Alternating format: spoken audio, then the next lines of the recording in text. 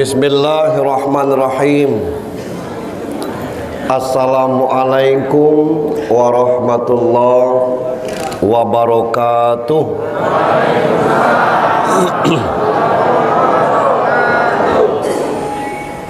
Innal hamdalillah, alhamdulillahilladzi anzalas sakinah fi qulubil mu'minin liyazdadu imanan ma'a imanihim walillahi junudus samawati wal ard wa kana Allahu aliman hakima. Ashhadu an la ilaha illallah wahdahu la syarikalah wa ashhadu anna Muhammadan abduhu wa rasuluh wa la nabiyya ba'd. Allahumma salli wa sallim wa barik ala sayyidina Muhammad ibni Abdillah wa ala alihi wa sahbihi wa mawala. Qala Allah ta'ala fi kitabihil karim, na'udzu billahi minasy syaithanir rajim. Bismillahirrahmanirrahim. Wa ma arsalnaka illa rahmatan lil alamin. Wa qala an-nabi sallallahu alaihi wasallam innama bu'ithu li utammima makarimal akhlak. Sadaqallahu azim. Bapak Kepala Desa, baik dari Desa Karanganyar 1 dan 2 beserta perangkatnya, para kadun yang kami hormati, Ketua BPD beserta anggota yang saya hormati, Bapak Imam Khatib Bilal Gaib, baik dari Nurul Ihsan maupun dari masjid-masjid sekitarnya yang kami hormati, kawan-kawan dari Kemenak Kabupaten Bengkulu Utara yang saya hormati, bapak-bapak, ibu-ibu, jamaah sekalian yang dirahmati Allah Subhanahu wa taala. Dari 24 September kalau tidak salah sampai malam ini menyisakan 2 malam lagi. Malam besok Maulid Nabi di Serangai, malam lusa Maulid Nabi di Talangpan. Rasanya di sini yang paling ramai.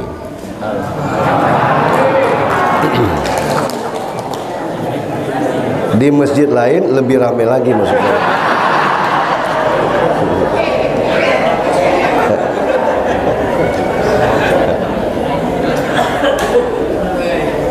Bapak-bapak, ibu-ibu yang saya hormati, saya dikirimi kawan cuplikan film PPT.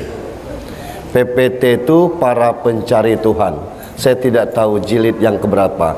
Barangkali bapak ibu juga punya video ini. Pak ustadznya tuh nanya kepada tukang panjat kelapa, kerjanya manjat kelapa itulah hidup sehari-hari. Oleh pak ustadznya ditanya, kontrak kamu sama Tuhan masih lama ya? Maksud bapak apa katanya? Dijawab oleh yang lainnya, maksudnya kamu tidak pernah nampak di musola atau di masjid. Dijawab oleh tukang panjat kelapa tuh, apa saya mesti pamer datang ke masjid? Kata yang lainnya, kalau punya pemikiran model bapak semua, tidak mau ke masjid alasan tidak mau pamer, ayo kita hancurkan masjid rame-rame. Gitu. Kenapa bapak menghakimi saya? Bukan menghakimi, kata ustadznya. Bapak lebih banyak di atas pohon ketimbang di atas sajadah. Diam, filmnya habis batas itu. Jadi malam ini setidaknya kita tidak kenal dari potongan sinetron itu, kita sudah duduk di atas sajadah walaupun belum sholat. Itu duduk. Itu duduk. Maka sekecil apapun kesempatan yang kita punyai, bersyukurlah. Fazkuruni azkurkum waskuruli wala takfurun. Ingat kepadaku, aku ingat kepada kalian. Bersyukur kepadaku, jangan ingkar. Kalau tadi Pak Kades mengatakan bahwa acara ini mundur karena menentukan jadwal ustadznya, memang tidak bisa kita tanggal 12 tuh Pak. Kalau tanggal 12 Rabiul Awal galau kita, ustadznya kurang. Dikit yang ustadz tuh. Jadi makanya ada yang tertunda. Dan kebetulan saya ini baru sekitar 4 atau 5 hari pulang umroh. Bagi yang mau berangkat umroh, saya kasih kabar sedikit. Yang di Raudhah polanya sudah berubah. Tidak lagi kita sujud di pantat orang. Karena mau masuk ke Raudhah pakai daftar nama sekarang Pak. Masuknya dari sebelah baki, tidak dari pintu 25 itu. Jadi ditengok daftarnya. Jadi masuk ke Raudhah lebih nyaman. Dikasih waktu 15 menit, cukup 4 bentuk solat tuh. Solat tahiyatul masjid, solat hajat, solat taubat, dan satu lagi mungkin solat sunat tasbih. Cukup. Jadi tidak bisa berebut kecuali nyelip di grup orang. Misalnya Pak Razikin Fajri ngajak rombongan, aku nyelip di situ. Kalau jamaahnya tidak usil, bapak siapa? Aku numpang yang nyelip. Jangan. Tidak bisa kita tuh. Tapi kalau jamaahnya open, tidak masalah, bisa kita masuk. Jadi tidak bisa leluasa masuk ke Raudhah. Kami tidak paham Pak Ustadz, kami belum umroh, makanya umroh. Itu. Siapa pembimbing ikut UJH? Kita umroh Desember 2022. Promosi sambil itulah.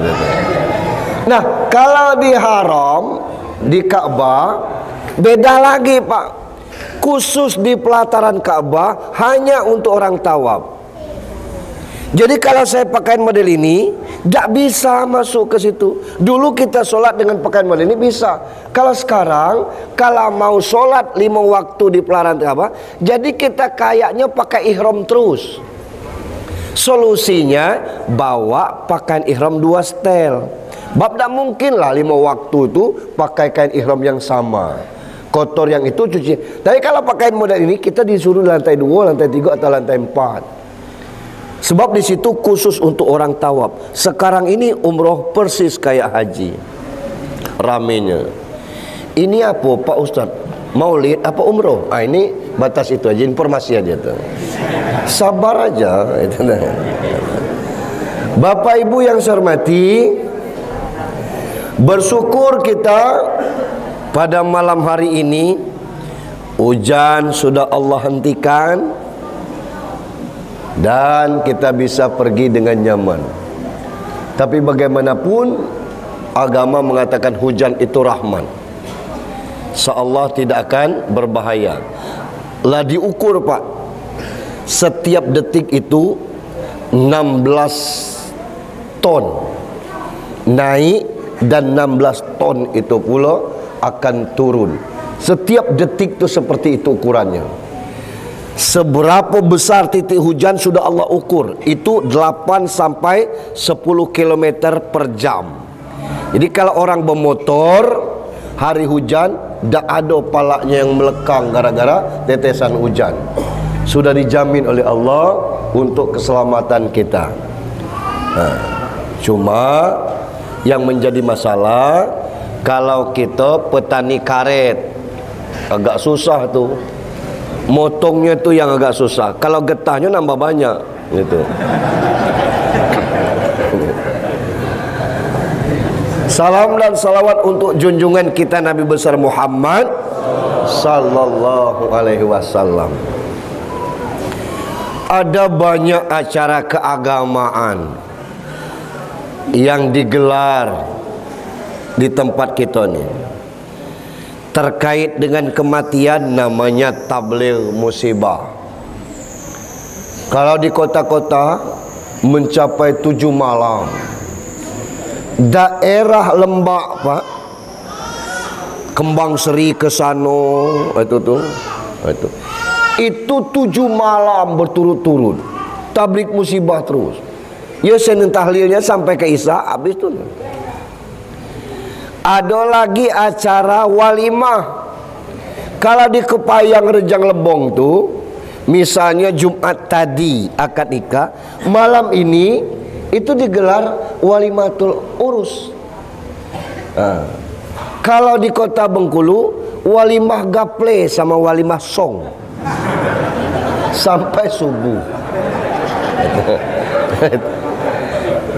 Jadi kalau ke Payang Curug, dia walimah safar. Terkait akikoh, walimatul akikoh. Orang nak berangkat haji, walimah safar. Boleh tak Pak Ustadz? Saya nak jadi TKW di Korea, walimah safar. Boleh. Jangan kita celah, apa dia nak ke haji tak pakai walimah pula. Biarlah. Dia nak berpergi. Walimah safar tu acara doa ingin bepergian. Silakan. Ada lagi acara-acara hari besar Islam. Belum lagi masjid-masjid besar. Kayak Masjid Agung, ada pengajian subuh, ada pengajian maghrib. Cuma pas solat 5 waktunya masih lebih banyak kipas angin daripada jamaahnya. Ini yang kadang-kadang. Jadi pas solat subuhnya banyaklah lampu daripada orang, banyaklah tiang masjid daripada jamaahnya. Cuman bukan di sini, jauh, sekitar 6 meter. Bapak Ibu yang saya hormati, macam mana caranya itu Pak Ustadz? Kita pagari dulu. Apa pagarnya? Doa. Syukur-syukur kalau sudah hafal doa. Rasul setiap subuh baca doa ini. Itu. Apa doanya? Allahumma inna nas'aluka ilman nafi'an wa halalan wa rizqan halalan wa amalan solihan mutaqabbala. 3 itulah potong. Allahumma inna nas'aluka ilman nafi'an wa rizqan thayyiban wa amalan solihan mutaqabbala. Macam mana aku nak doa tu Pak Ustaz? Nanti kita share di YouTube-nya, tinggal nonton YouTube-nya aja lah. Ya Allah, kasih kami ilmu yang bermanfaat. Kasih kami rezeki yang baik. Kasih kami kalau beramal, amal kami diterima. Nah, kunci pokoknya yang pertama, ilman nafi'an, ilmu yang bermanfaat. Banyak nian ilmu tapi tidak bermanfaat.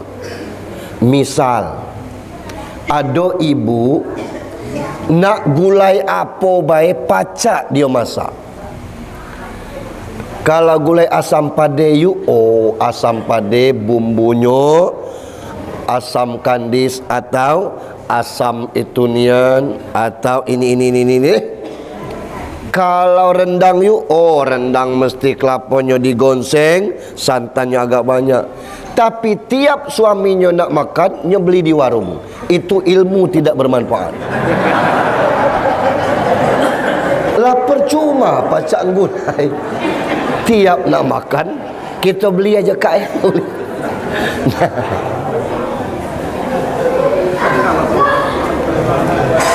Nah, kita yang bapak-bapak ini, siapa yang tidak bisa sholat? Itu dari TK diajari sholat, SD ujian akhirnya praktek sholat, SMP SMA, ujian prakteknya solat. Tapi masih ada orang yang belum cukup solat 5 waktunya. Ini ilmu kurang bermanfaat. Nah, kalau kita sadari itu, ketidakmanfaatan ilmu itu sumbernya dari mana? Kapan maulidnya Pak Ustaz? Sabar. Itu dari rizqan taiban. Kalau rezeki kita baik, bawaannya baik, isi hatinya selalu baik, pikirannya baik, segalanya akan baik. Itu berarti orang yang tidak solat itu rezekinya tidak baik Pak Ustaz. Oh, belum tentu. Ngapa belepotan? Barangkali hatinya sudah terkunci. Ada kisah betino yang tinggal di apartemen, rumahnya tu kaca, ada jendela kaca. Tiap pagi ngomel, nengok jemuran di luar tu. Katanya suaminya di belakang. Alang kebigal orang seberang tu ya. Ngapo? Ya belum bersih cuciannya. Tengok binti-binti hitam di pakaiannya tu. Itu. Nggak ngapa dijemur kalau cucian belum bersih. Senyum suaminya. Pagi kedua model itu juga. Pagi ketiga model itu. Pagi keempat lakinya membersihkan kaca-kaca tu. Lah bersih kaca tu baru juga. Nah kan bersih pakaian kaca nina yang kotor. Bukan pakaian orang itu. Itu masalahnya. Nah maka kita tuh galak memandang pada orang lain, kita tidak sadar pada diri sendiri. Agak terkejut saya tadi ketika qari kita membaca kabura maktan indallah ma la tab. Tidak dia je katakan wa ma Muhammadin. Kalau kita tahu besar dosanya orang pacak solat tapi tidak solat itu tuh.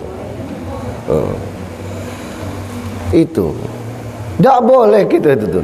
Nah maka berawal dari rezeki yang baik, biasanya bawaan-bawaannya selalu baik. Yang keberikutnya wa amalan solehan mutakabbala. Amal soleh yang kita kerjakan diterima. Amal itu ada dua Pak. Ada khos, ada am. Khos itu khusus. Am tu ibu tahu am?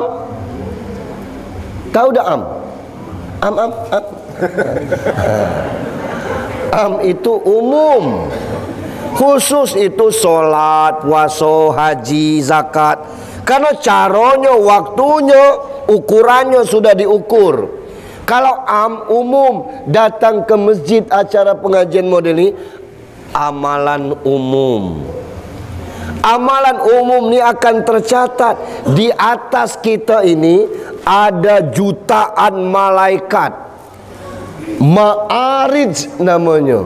Ma'arij itu turun naik. Kalau naik itu mi'raj. Kalau malaikat yang turun naik itu ma'arij namanya. Ngaponya turun naik? Nyatat. Sianu bukan dengar ceramah Pak Ustadz. Selfie dicatat, selfie. Ini misal. Sianu bukan dengar ceramah Pak Ustadz. Dia ngobrol sesuatu. Nah ngapa muncul di situ? Nah itu tugas malaikat. Tapi saya tengok bapak maupun ibu matanya ke depan segala. Itu. Tidak ada yang ke belakang. Artinya maksud saya terfokus. Betapa kita menghargai acara ini luar biasanya. Kalau ceramah gampang Pak, setel di YouTube, ketik Maulid Nabi bersama Buya Ar-Razi. Keluar Buya Ar-Razinya, kita tinggal tidur.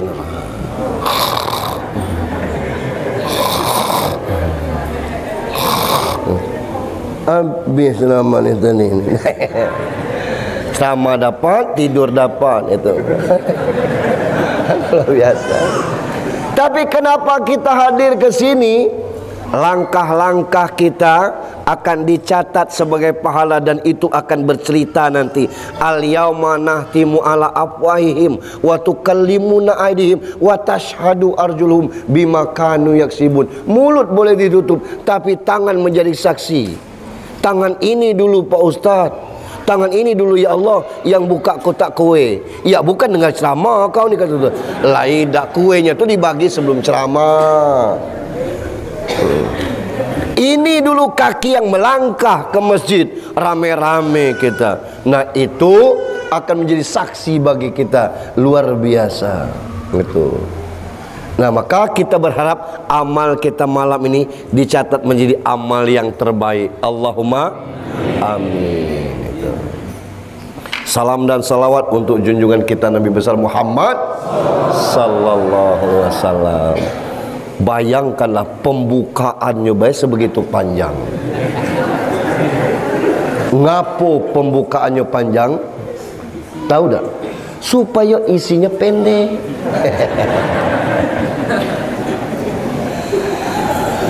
Maulid Nabi, ada yang ngomong maulud Nabi. Yang mana yang benar? Maulid apa maulud? Tahu tak beda maulid atau maulud? Ibu-ibu tahu tak? Nah kalau idak kasih tahu idak supaya pengajian ini cepat. Tahu tak? Sama, saya juga tidak tahu. Beda maulud dengan maulid itu cuma huruf U dengan I. Maulud U, maulid I. Maulud itu cupinya. Itu. Jadi maulud itu cupinya. Cupi itu bahasa Jepang. Bayinya itu maulud. Orangnya itu maulud. Muhammadnya itu maulud itu. Kalau maulid itu hari sejarah tentang kelahirannya.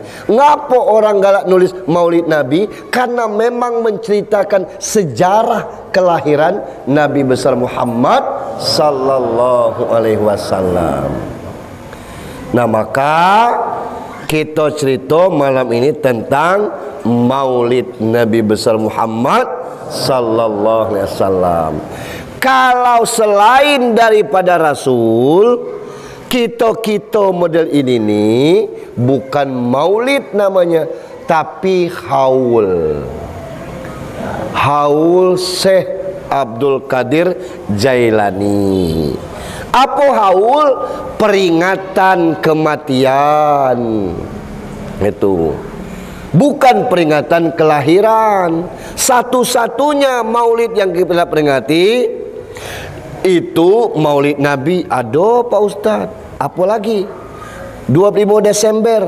Dicari tentang sejarah, itu bukan hari kelahiran Nabi Isa. Yang punya maulid Nabi cuman Muhammad.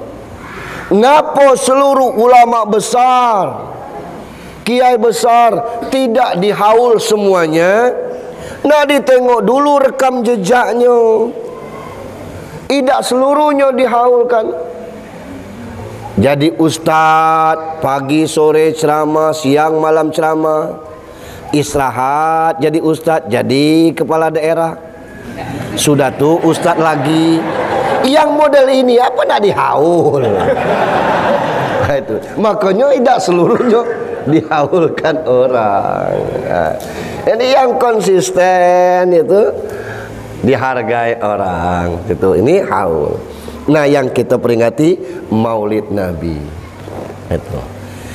Kita tahu tentang Rasulullah itu berdasarkan sejarah. Sejarah itu cerita orang yang pernah tahu tentang peristiwa itu, atau cerita orang yang pernah dengar dari orang yang pernah tahu cerita itu. Belepotan Pak Ustaz lain dah. Misal cerita Jenderal Sudirman. Siapa di antara kita yang pernah nengok Jenderal Sudirman? Tidak ada. Tapi kita tahu Jenderal Sudirman ni kurus, taat ibadah, ahli puasa Senin Kamis, ahli wirid, jenderal yang paling disegani. Dari mana? Dari cerita orang yang pernah hidup dan menyaksikan Jenderal Sudirman. Kita diceritakan Presiden Soekarno.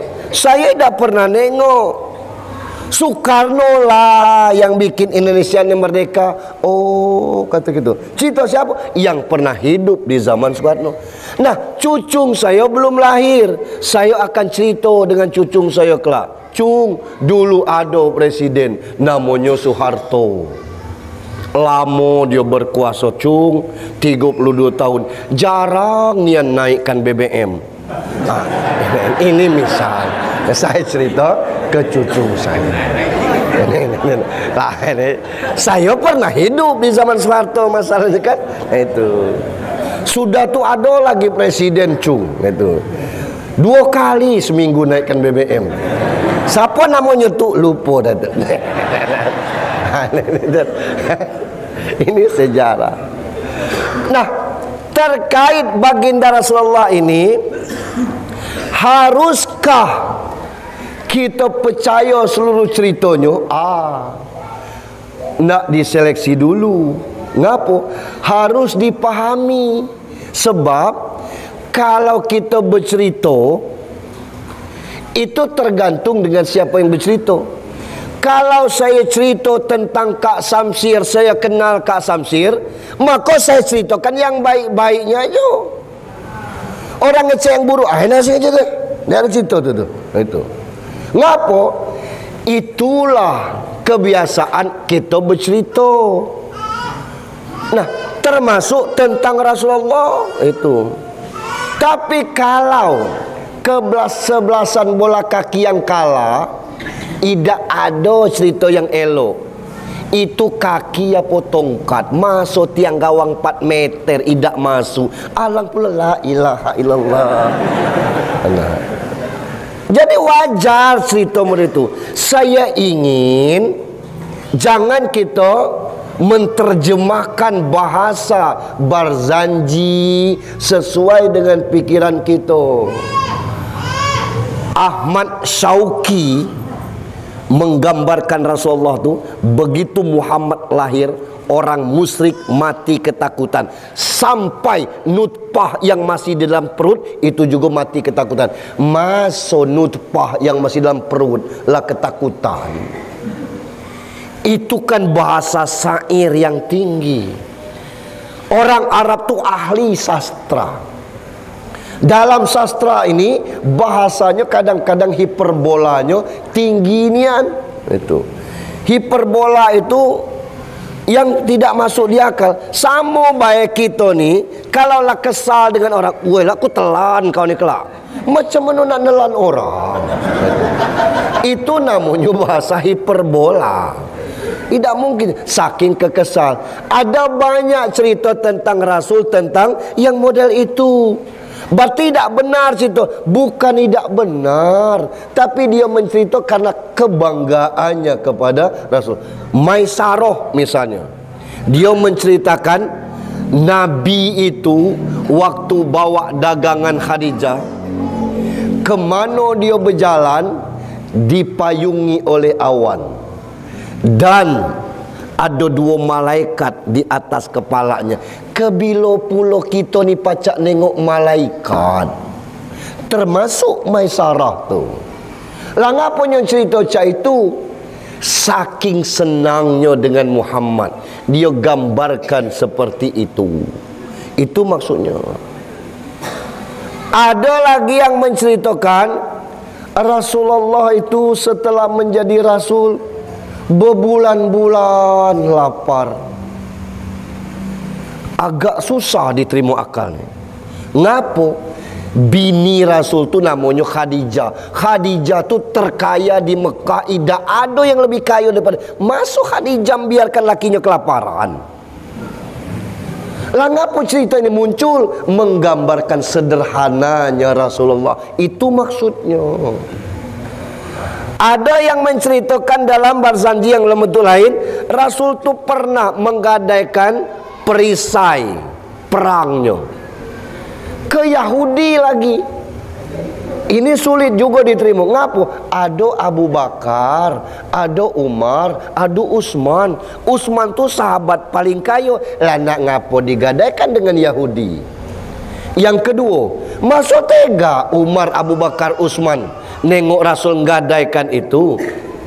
Untuk apa dia sebagai sahabat? Maka ini menggambarkan tentang kesederhanaan Rasul.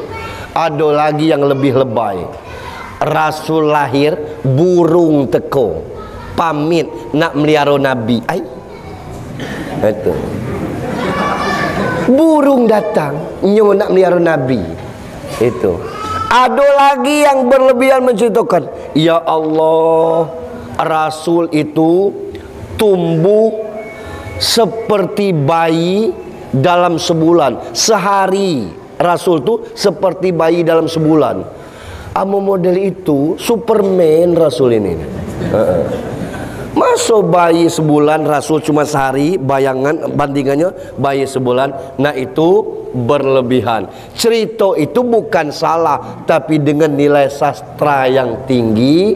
Demikian. Maka kalau kita mendengar cerita-cerita tentang Rasulullah yang seperti itu, tinggal kita seleksi. Hadis pun harus kita seleksi.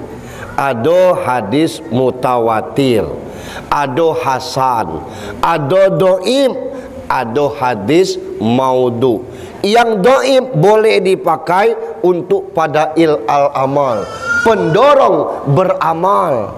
Boleh, tidak boleh digunakan sebagai landasan. Dan banyak hadis palsu. Contoh hadis palsu itu an-nazafatu minal iman. Itu palsu itu.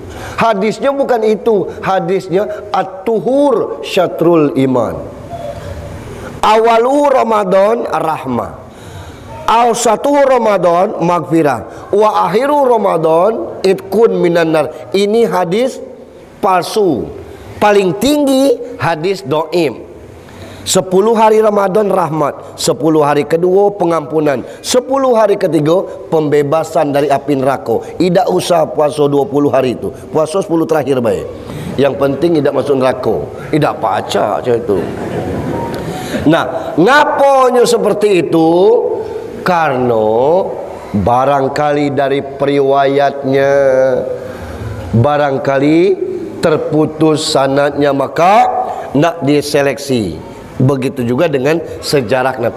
Tapi untuk zaman sekarang rasanya agak tidak pas lagi kita menceritakan tentang sejarah Rasulullah. Target kita sekarang ini, Rasul menyatakan innama bu'ithtu liutammima makarimal akhlak. Sesungguhnya aku diutus untuk menyempurnakan akhlak. Nah, akhlak inilah yang mesti kita benahi.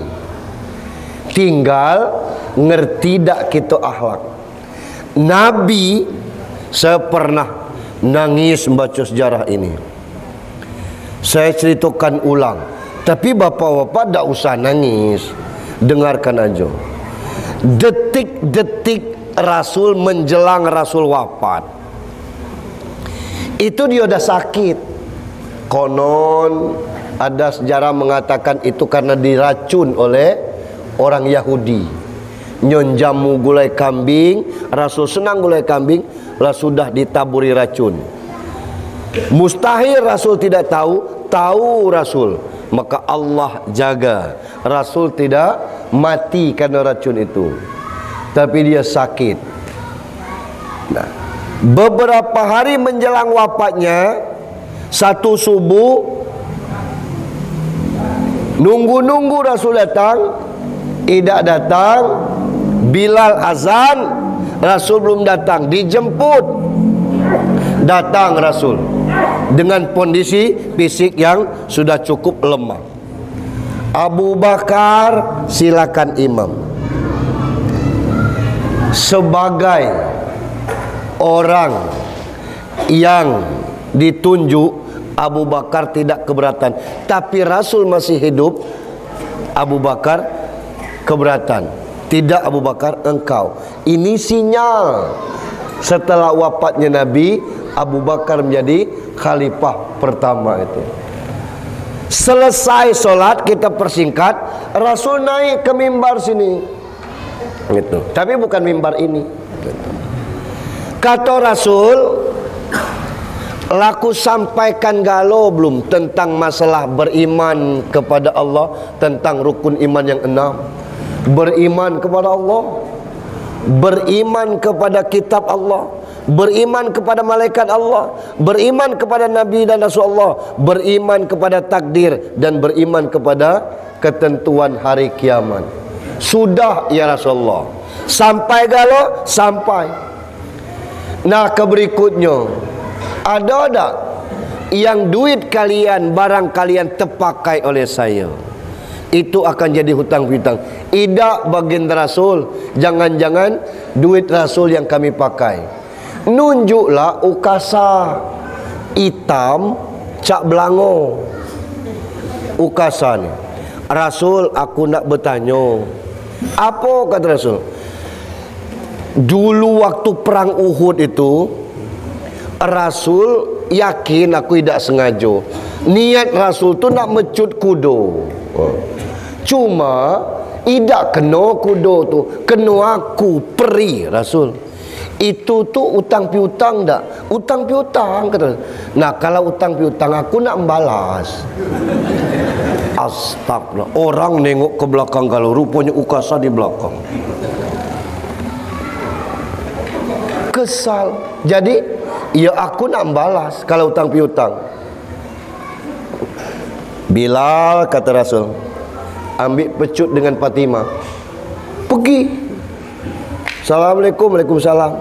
Fatimah, Rasul nyuruh ngambil pecut. Untuk apa paman? Ukasah nak membalas. Astaghfirullahaladzim. Abah kan sakit, ayah tu sakit paman. Iyo, kasih tahu dengan ukasa paman, aku bayang dia pecut. Pat, ini urusan Rasul dengan ukasa.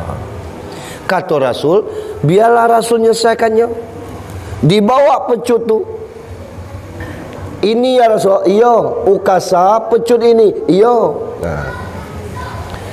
Nah, kata Rasul, nah kau maju ukasa, tegak ukasa tu, pegang oleh Abu Bakar. Coba otok kau ya. Bahasa Arabnya seperti itu. Aku kau cambuk, depan jadi, belakang jadi. Abu Bakar duduk. Ini urusan saya dengan ukasa. Utang usasa dengan saya, utang saya ukasa. Duduk. Tegak Umar, langkahi dulu mayatku. Sebelum kau ke situ, Umar duduk. Ini urusan saya dengan ukasa. Tegak pula Utsman. Nak kau ambil hak aku galau, ambil, tukar pecut tu. Senang kau mecut aku, pecut. Nak kau mecut di sini aku sikhlas, nak kau mecut di luar payuh, aku membalas tidak. Kalau kau takut nak berkebat, aku kebatkan, aku boleh. Utsman duduk, ini urusan aku. Ali tegak pula. Paman, kata Ali, itu Rasul kan sakit, saya ini bagian daripada Rasulullah, pecut aku bang. Ali duduk. Tegak cucungnya Hasan Hussein. Aku Hasan, ini Hussein. Jangan datuk kami, wak. Kami baik cucungnya. Di sini mengalir darah Rasul. Cung duduk. Duduk. Tak ada yang berani bantah. Nah, kata Ukasalah sampai ke depan ni, maaf Rasul, aku tidak sampai mecut ke atas tu. Jadi, ya turun dari atas tu. Tidak mungkin aku mecut dari bawah. Turun Rasul. Ukasa, aku takut Allah murka dengan engkau. Kini akulah turun, pecutlah. Maaf Nabi, waktu terpecut itu, aku lagi tak berbaju. Aku mohon buka dulu baju tu. Wai yang hado di situ geram galo, ukasa, upas malawat mana ya. Kira-kira kan kesal galo lah orang. Dibuka Rasul baju, itulah orang nengok badan Rasul, Masya Allah bagusnya. Bukan cak badan kita penuh panu. Dulu, kini dah ada lagi panu kan ada. Elok nian badan Rasul, terkagum orang. Itu. Ukasa baju laku buka, jangan sampai Allah murka dengan kau. Apa yang terjadi? Pecut tu dibuangnya.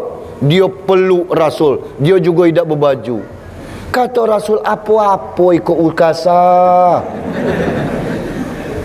Kata Ukasa, siapa yang sanggup menyakiti engkau Rasul?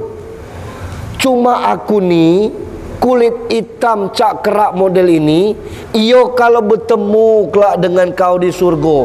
Cuma aku pernah dengar kau ngecek, kalau siapapun bersentuhan dengan kulit Rasulullah haram dimakan api neraka. Aku ingin itu baik Rasul. Kalau tidak aku buat cak itu, susah aku.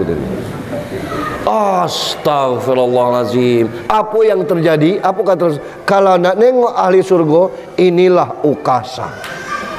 Aku tidak cerita yang sedih daripada aku nangis lah kan. Sebenarnya ceritanya cukup sedih, kita buat yang cak riang-riang baik kan. Inilah Ukasa. Akhirnya satu-satu meluk Nabi jamaah waktu itu. Dan itu memang betul. Tersentuh kulit kita dan kulit Rasulullah, haram kulit kita dimakan api neraka. Ali pernah nyimpan sapu tangan Rasul tu. Suatu ketika Ali ada tamu, ngelap keringat, kotor. Diomongnya dengan pembantunya, tolong dicuci. Oleh pembantunya dibakarnya. Tir, kata Epan. Kata tamu ni, alangkah lancang lanang ini. Begitu agak lama dikit dibakar, diambilnya. Idak mutung sapu tangan tu, dikasihnya lagi dengan Ali. Itu apa bahannya? Lah kain, kata Ali. Itu tadi api. Api. Yang apa idak mutung? Sapu tangan ni dulu bekas sapu tangan Rasulullah. Sapu tangan bekas ngelap keringat Rasul, berkena kulit Rasulullah. Tidak berani api makannya, cuma dibersihkannya baik kotoran tadi. Nah, kita ni ketemu Rasul ida, nengok Rasul ida, foto Rasul kita bertemu, jarak dengan Rasul jauh. Kalau kita umroh atau haji, nengok makam Rasulullah cuma temboknya baik. Jadi sego kita nak masuk surga tu artinya apa solusinya? Balik lagi kepada acara maulid kita ni, contohilah Nabi. Ngapa? Prototipe. Prototipe. Contoh model sejak Nabi Adam kita belum hidup sampai kiamat kelak. Siapa nak kita contoh selain Rasul? Nak nyontoh Leslar, itu modelnya. Lah dapat bini cantik semacam Lesti, peci di Smackdown-nya. Iya salam, kata kita. Diadu oleh Lesti ke Polres. Yes, kata kita. Makan kuahnya. Kejam dengan bini. Nih, dicabutnya pulau. Laporan tu. Kata kita. 2 hari sudah itu beredar WA, rambut Lesti lah basah, kata kita. Asu. Iya. Jadi yang mana yang nak kita contoh? Karena itu manusia sama baik dengan kita ini. Memang tidak pas kita contoh siapapun itu. Ini nyubuk-nyubuk kolong, nyubuk-nyubuk got. Rupanya sampai kini mobil SMK tidak muncul. Nah, kata-kata. Jadi Yang mana yang dak kita contoh? Nah, contoh Rasul. Laqad kana lakum fi Rasulillahi uswatun hasanah. Karena pada diri Rasul itu lengkap suri tauladan. Nah, kita contoh apa? Akhlak.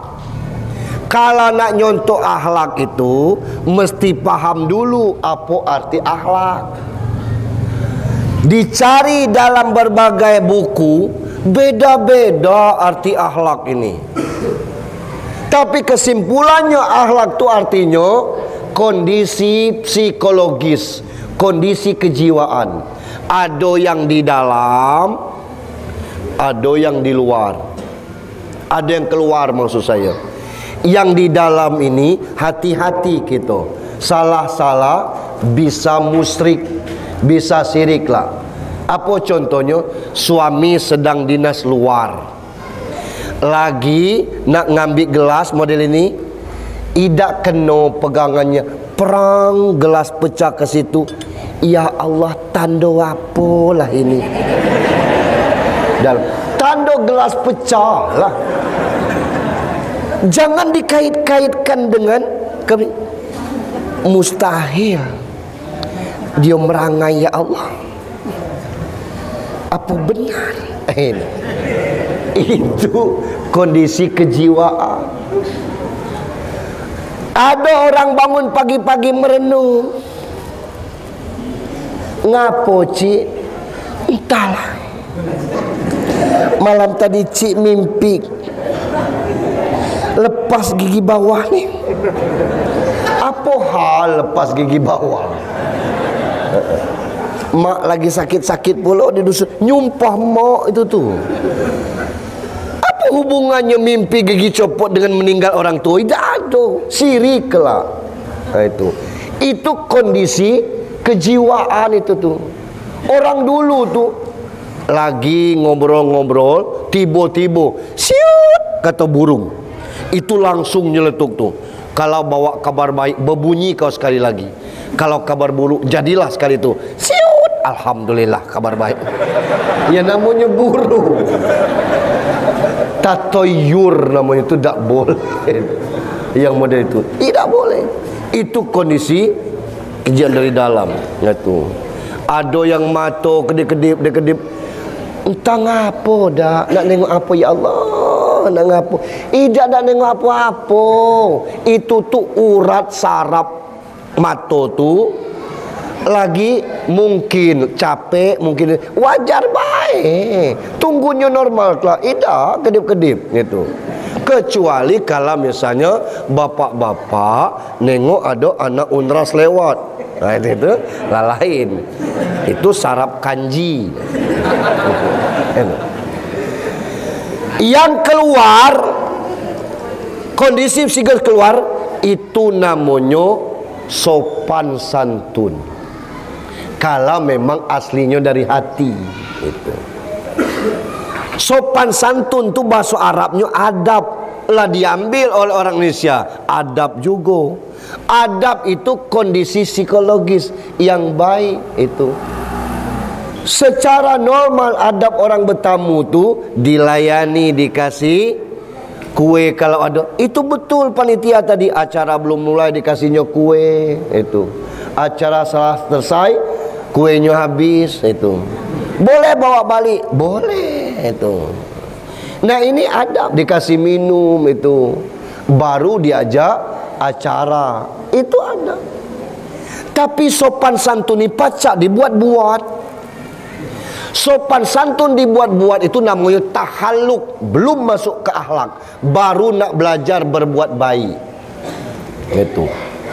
Yang lebih rendah lagi dari itu ada namanya basa basi. La basa basi. Apa basa basi? Tidak lemak ngeceknya bahasa basi. Misalnya kita makan di warung makan, ada kawan nyoneng akan deh, itu basa basi namanya. Makan ngajak idak itu tuh, tidak serius. Yang mana yang tahalluk? Yang tahalluk ini niatnya memang ada. Makan. Aku baru mulai. Aida kenyang. Iya, ayolah ngeteh. Ida, ngopi. Ida biar. Itu baru nak belajar baik tahaluk nama. Macam mana yang berakhlak, yang sopan santun, dia panggil pelayan. Dek, ya, bikin satu porsi lagi. Yang cak ini ya. Diantar pelayan, boleh ngomong. Makan. Siapa? Iya awak lah. Akulah sudah. Lah ini mau bazir kelak. Iya ngapa awak dah ngecek? Kalau aku ngecek kelak, awak dah nak makannya. Ayo makan. Itu akhlak. Tidak ditanya, nak makan. Siapa ngecek ndak? Tapi dia siapkan makan. Itu namanya sopan santun akhlak. Lah tersedia, makan dia. Nah, Rasul tu akhlaknya luar biasa. Mohon maaf Bapak Ibu, kita kan jangankan dengan Rasul. Maaf, bukan bermaksud beda-bedakan suku. Dengan orang Jawa aja kita kadang-kadang kalah. Kita tanya, Pak De, kalau Ciritas tu di mana? Mangga? Orang Sunda kita tanya, Kang, kalau arah ke Purwodadi di manakah? Di sana katanya. Coba kita ditanya. Kalau rumah sakit harga muncung nyoba. Iya salah. Ya kalau jalan ke Lebong gitu. Tapi dulu kini tidak lagi itu. Ditanya juga kadang-kadang kita ni tidak jelas. Itulah gambar akhlak. Orang Padang lewat, orang Jawa lewat, kita tanya, Aceng tambut itu Pak De? Nyambut gawe jawabnya. Orang Sunda lewat, badeh ke mana tuh Kang? Karejo katanya. Orang Medan lewat, tu dia lah kata tu, Karejo. Coba kalau kita lewat, kemana Boncung? Tidak, sekolah. Tidak jelas.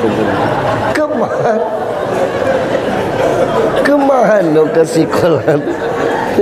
Alang kesegonya gitu. Nah, ya Pak. Oh silakan ada. Nah itu akhlak. Nah yang mesti kita benahi sekarang itu akhlak. Akhlak kepada siapa? Yang pertama akhlak kepada Allah. Akhlak kepada Allah ini, agama Islam ini agama yang mengatur dengan serapi-rapinya, ya Allah. Itu dibuat oleh Rasulullah. Untuk siapa? Untuk kita. Segala segi itu ditata dengan baik. Alang kesegonya Pak Ustadz, bukan sego, tapi inilah akhlak. Itu. Nak masuk ke masjid itu, masuknya kaki kanan. Allahumma ftahli abwabar rahmah. Keluar dari masjid tak, kaki kiri, masuk kaki kanan, keluar kaki kiri. Allahumma ftahli abwabal fadlik. Makan Allahumma barik lana. Tidur bismika Allahumma ahya. Bangun alhamdulillahillazi ahyana. Naik motor bismillahirrahmanirrahim. Berjalan bismillah Allahu akbar. Subhanallazi sakhkhara lana haza wa ma kunna lahu muqrin. Apa yang tidak ada doa?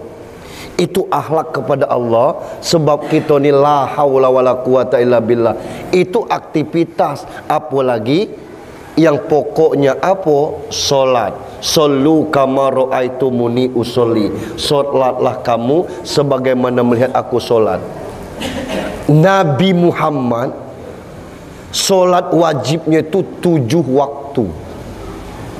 Solat 5 waktu, duha sama witir. Itu wajib bagi Rasul. Bagi kita yang 5 waktu itu baik, tidak cukup.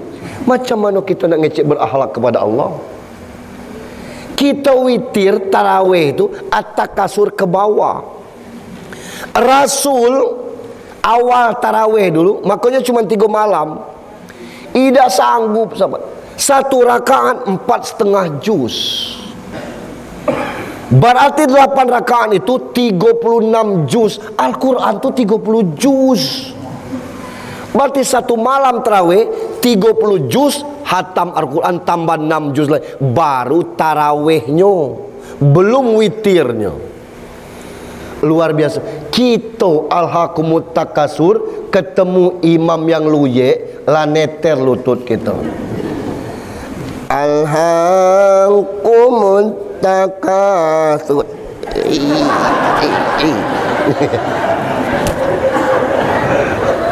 Padahal al-takasur ya salah.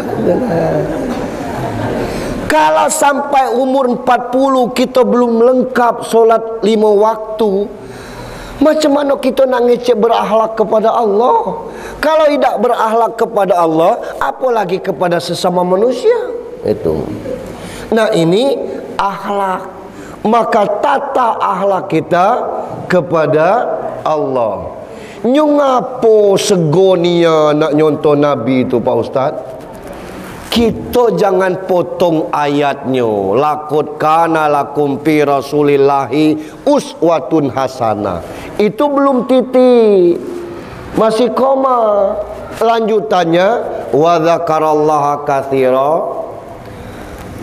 Laqad kana lakum fi rasulillahi uswatun liman kana yarjullah wal yaumal akhir wa dzakarallaha katsira. Syarat laqad kana lakum itu 3. Liman kana yarjullah, orang yang menggantungkan dirinya kepada Allah.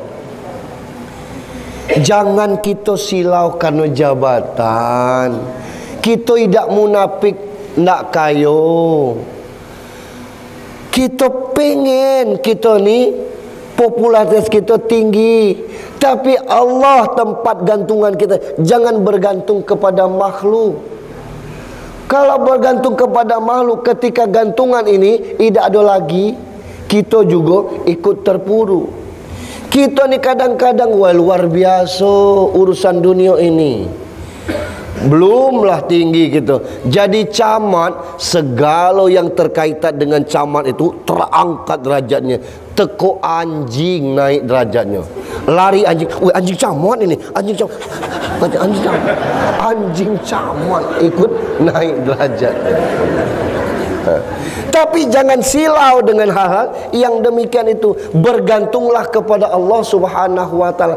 Ketika kita liman kana yarjullah, apa yang mesti kita takuti? Saya pernah pesan dengan murid saya di Mandua dulu, jangan takut dengan orang kaya nak. Jangan takut orang pintar nak. Jangan takut dengan bapak kawan pejabat nak. Jangan takut dengan orang yang cantik nak. Jangan takut dengan apa-apa. Jadi kami takut dengan siapa Pak? Takutlah dengan orang bernasib baik. Siapa di antara kalian ini 15-20 tahun yang akan datang yang bernasib baik? Tidak tahu, maka itu jangan sombong. Itu. Kita model ini. Kata kita habis harapan. Harapan apa yang habis ini?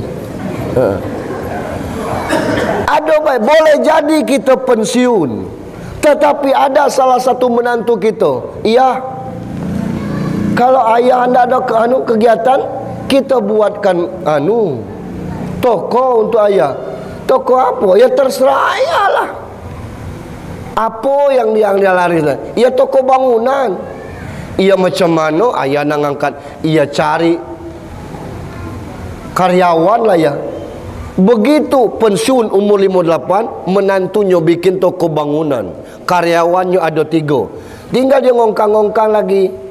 Mang, besi 16 kata, angkat. Itu.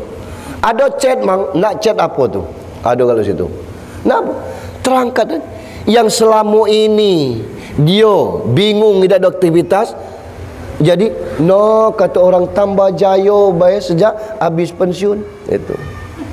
Jangan habis pensiun baru nak nanam sawit.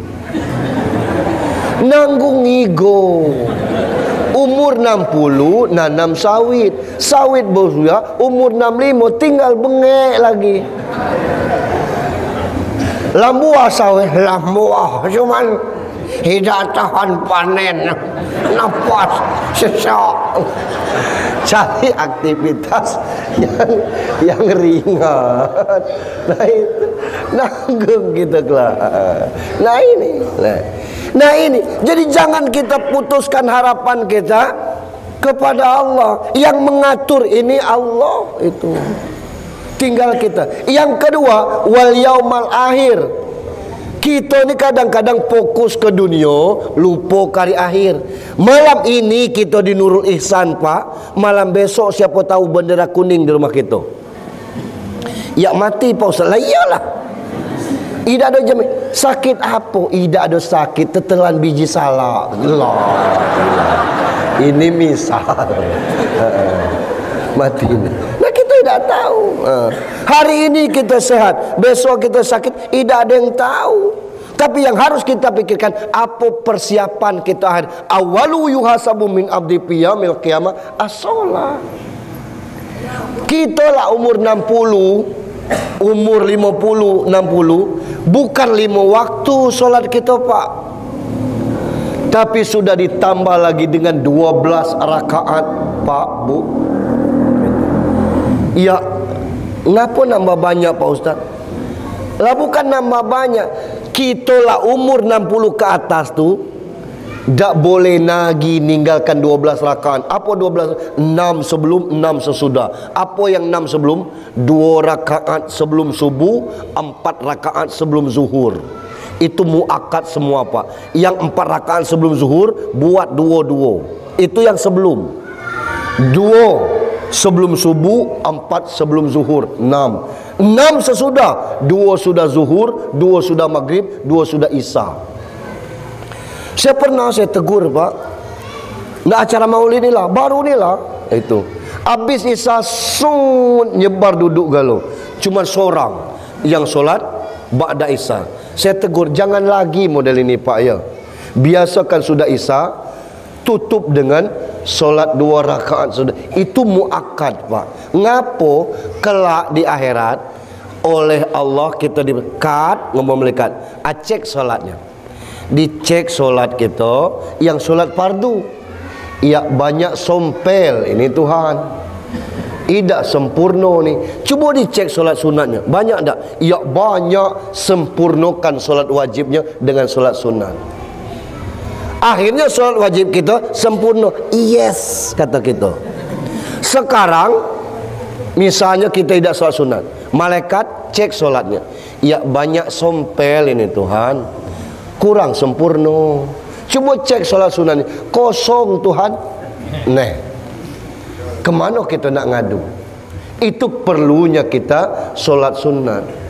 Yang wajib jangan ditinggalkan, yang sunat ditambah. Itu perkara orang azan kita nak solat, tidak ada gangguan, kita tidak terganggu orang. Saya kadang-kadang balik ke dusun asar hari Jumat, pas kita masuk orang baru mulai azan, Allahu Akbar, Allahu Akbar. Yang baru datang tegak sampai azan. Apa hal? Apa salahnya solat? Nah, itu menghormati yang azan boleh, hukumnya sunat. Tapi solat tahiyatul masjid sunat muakkad. Orang khutbah boleh kita solat tahiyatul masjid, apalagi orang azan. Itu jadi tidak ada masalah. Yang azan tetap azan, tapi kalau nak dengar azan dulu baru solat boleh juga. Maksud saya masuk langsung solat tidak ada masalahnya. Tapi kita harus paham hukumnya. Pentingnya solat tahiyatul masjid. Nah, solat itu dulu yang kita benahi. Di mana akimi sholat wa atu zakat warka'u ma'ar rakiin. Rukuklah bersama orang-orang yang ruku. Jangan biasakan sembahyang sendiri di rumah, sembahyang di masjid. Itu akhlak Nabi. Yang ketiga, wa dzakarallaha katsira, berzikir dengan sebanyak-banyaknya. Maaf Pak Ustaz, kita ni banyak gawe, anak masih kecil-kecil. Kalau nak berzikir baik, urung kelak sekolah anak. Berzikir tu bukan subhanallah, alhamdulillah, Allahu akbar, Allahu akbar. Dah. Berzikir tu seperti yang kata-kata, ingat Allah. Alladzina yazkurunallaha qiyaman wa qu'udan wa 'ala junubihim. Nak keluar rumah, bismillahi amantu billah, tawakkaltu ala Allah. Nak masuk WC ada doanya. Hai Pak Ustaz, tidak nak masuk lagi doa tu. Minimal sesuatu yang baik dimulai dengan bismillah lah. Serahkan kepada. Itu mencontoh Nabi. Bapak Ibu yang saya hormati, tinggal sekarang tuh komitmen kita. Itu. Ngapa komitmen kita? Nak kita maulud kalau orang yang terbiasa sholat berjamaah tidak dengaruh. Nak 2 kali seminggu kita maulid, kalau orang hatinya masih tertutup, itu tidak juga akan ngaruh. Tapi saya melihat bahwa muka bapak, muka ibu cerah semua. Artinya bahwa hati kita cerah. Iya. Saya bukan bohong, Pak. Ada orang tuh mukanya kusut terus. Orang muka kusut tuh tidak ada sebabnya geleng.